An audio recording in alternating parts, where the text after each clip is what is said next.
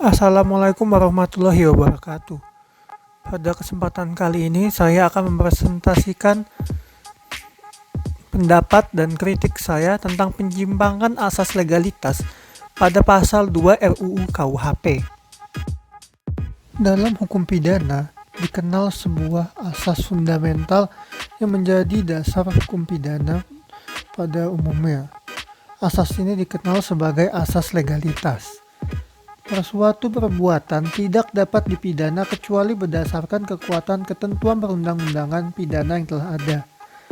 Asas ini menjamin bahwa seseorang hanya dapat dipidana apabila ada hukum yang dibuat sebelumnya yang mengatur tentang perbuatan tersebut.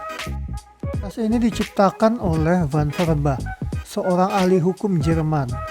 Awalnya asas ini sesuai bahasa aslinya berbunyi nullum delictum nulla puna sine pravea lege poenali.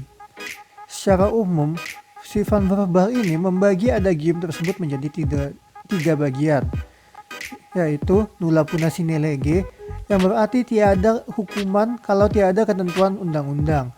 Nulla puna sine crimen, yang berarti tidak ada hukuman kalau tidak ada perbuatan pidana. Dan yang terakhir, nullum crimen sine poena legali, tidak ada perbuatan pidana kalau tidak ada hukuman yang berdasarkan undang-undang.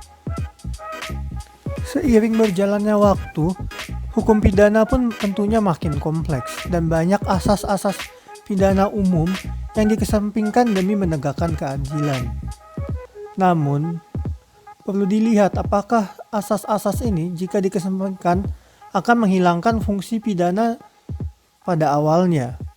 Dalam kesempatan kali ini, saya akan mempresentasikan kenapa pasal 2 ayat 1 yang RUU KUHP yang mengesampingkan asas legalitas merupakan penyimpangan hukum pidana yang sangat berbahaya.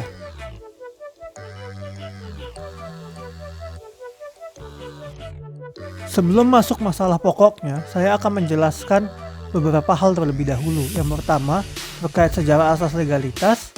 Kedua, sejarah dan perkembangan KUHP di Indonesia. Dan ketiga, penyimpangan terhadap asas legalitas yang pernah dilakukan dalam Indonesia.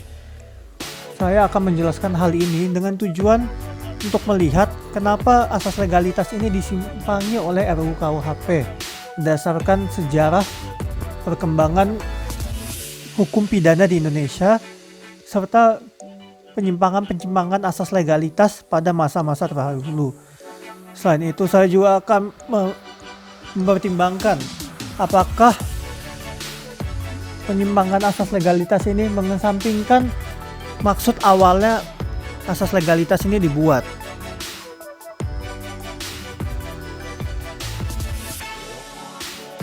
Sebelum munculnya asas legalitas sebagaimana kita kenal sekarang, warga Romawi saat dipimpin oleh Kaisar Justinianus sebenarnya sudah menyadari tentang betapa pentingnya ada ketentuan hukum yang jelas yang mengatur tentang perbuatan-perbuatan yang dilarang.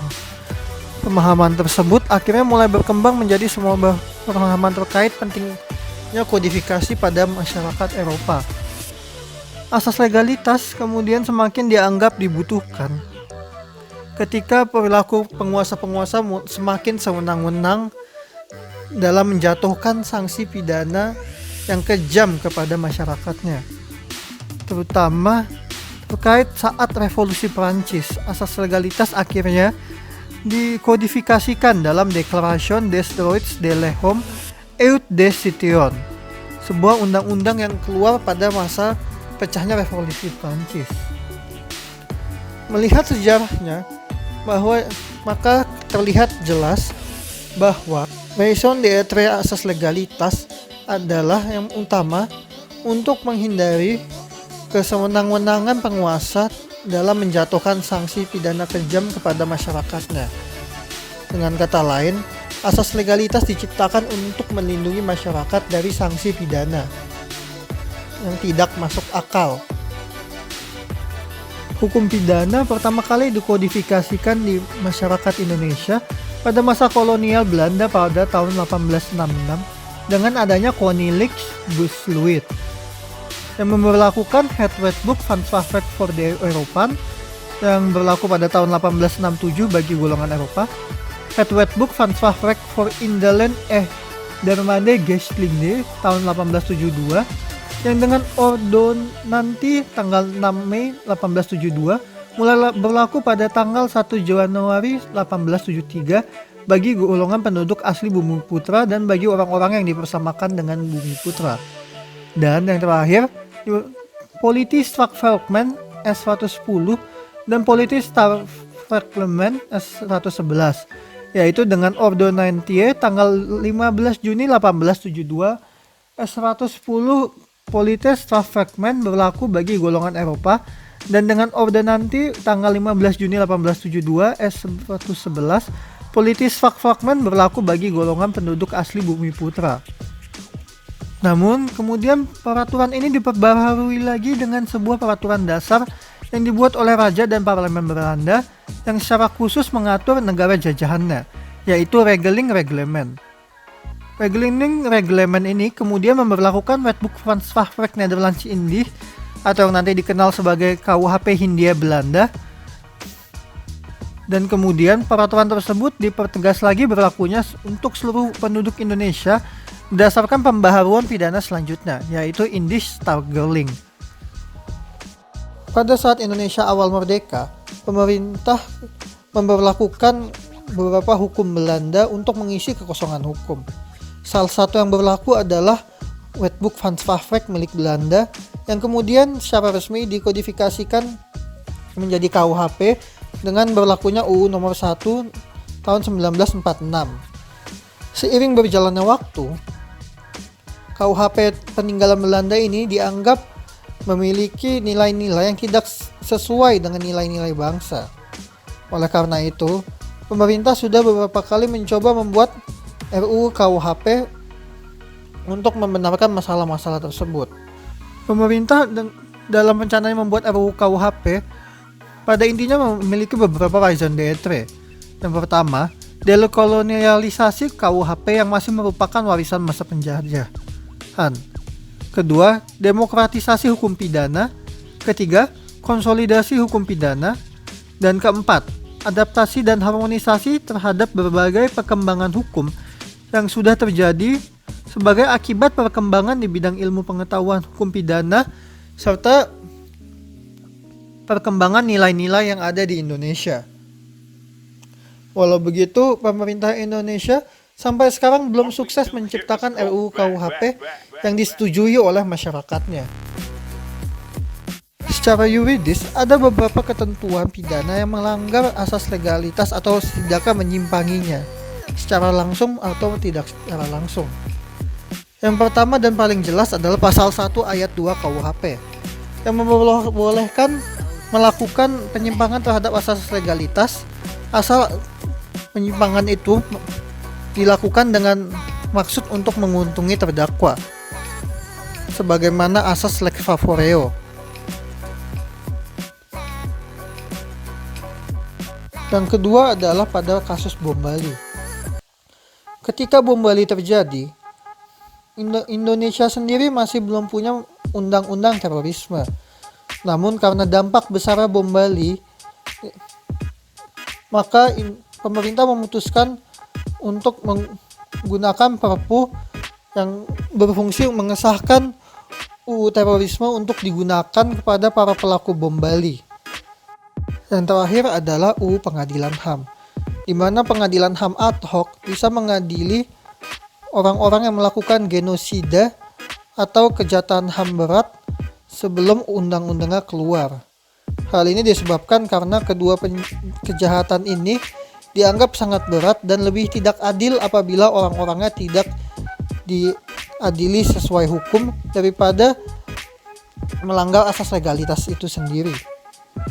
Undang-undang pelanggaran-pelanggaran tersebut merupakan adil apabila orang-orang ini tidak diadili secara hukum.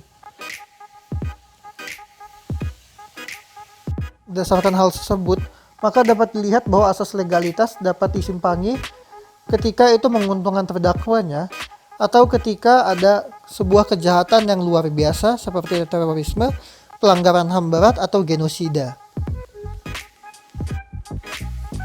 Ketentuan sebagai dimaksud pada ayat 1 yaitu asas legalitas tidak mengurangi berlakunya hukum yang hidup dalam masyarakat, menentukan bahwa seseorang patut dipidana walaupun perbuatan tersebut tidak diatur dalam undang-undang ini.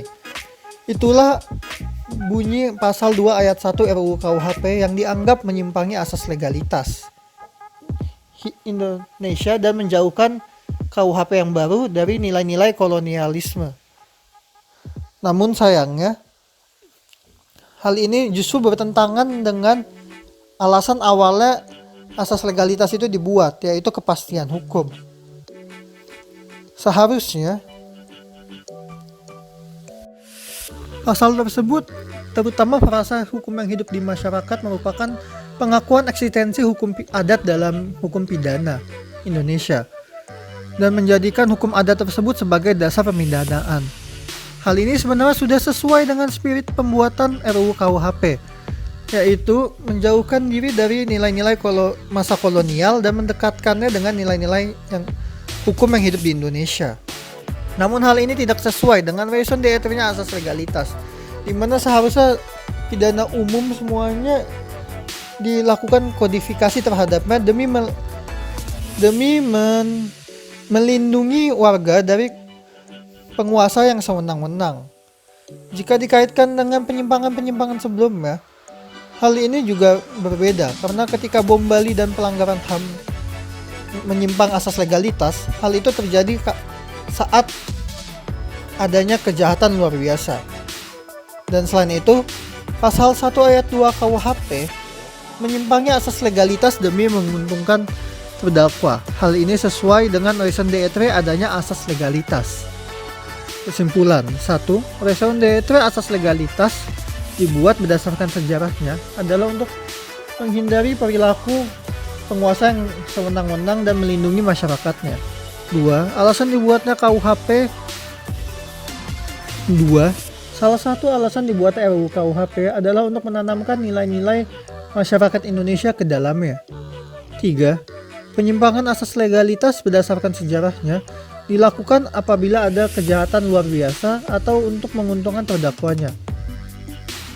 Dan yang terakhir, walaupun pasal 2 RUU KUHP sudah sesuai dengan alasan RUU KUHP itu dibuat, hal ini tidak sesuai dengan alasan asas legalitas itu dibuat. Dan oleh karena itu, seharusnya apabila ingin memasukkan hukum pidana adat kepada KUHP, harus diperjelas kejahatan-kejahatan adat tersebut. Sebagaimana